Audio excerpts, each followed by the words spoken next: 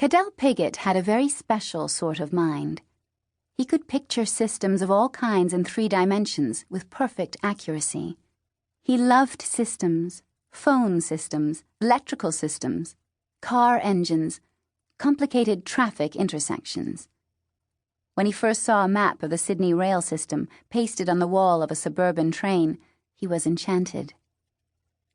At Jamboree Gardens, the teachers understood the scope of his intelligence. They moved him up to 4th grade, but would not accelerate his learning program any further. They told Mrs. Piggott that although Cadel's intellect was highly developed, his social skills were no better, and in some respects were poorer, than those of any other child his age. They did not believe that he would be comfortable socializing with children older than 9. "We've developed a series of additional math and literacy units that our teacher's assistant will take Cadel through," one of the teachers told Lana. "We think they'll help to keep him happy and interested, along with our art and music programs. You know we place great emphasis on creativity in this school." But Cadel was neither happy nor interested. He was impatient with silkscreen printing and books about riding bikes to the park. His obsession was with systems, and he tended to ignore everything else. So he sometimes scored badly on reading and comprehension tests, though at other times the teachers at Jamboree Gardens would find him poring over books like From ENIAC to UNIVAC, an appraisal of the Eckert-Mauchly machines. It was very hard to keep him off the school computers. "He'd spend all day on them if we let him," the principal told Lana.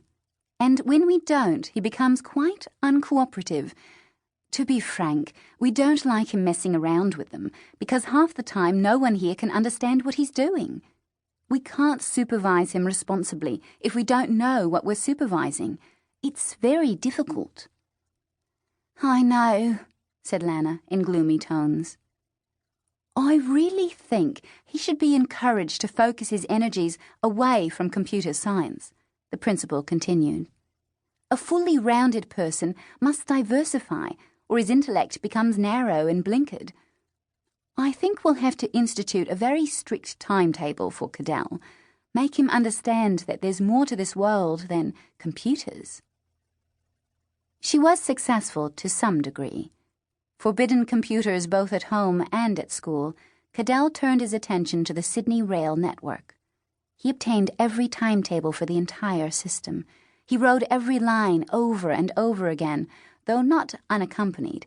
A part-time nanny usually came with him, because the Piggotts often employed nannies, none of whom stayed for very long. Occasionally, during his sessions with Thaddeus, Cadel would even abandon the psychologist's computer and acquaint Thaddeus with his latest discoveries about gauges and signal boxes. When that happened, Thaddeus would put aside his newspaper and listen intently. One day he said, "Do you think you understand the system now?" Cadel pondered this question for at least half a minute. "Yes," he replied at last.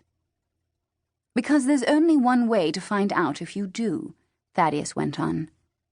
"You can only tell whether you've mastered a system if you isolate and identify its weakest point.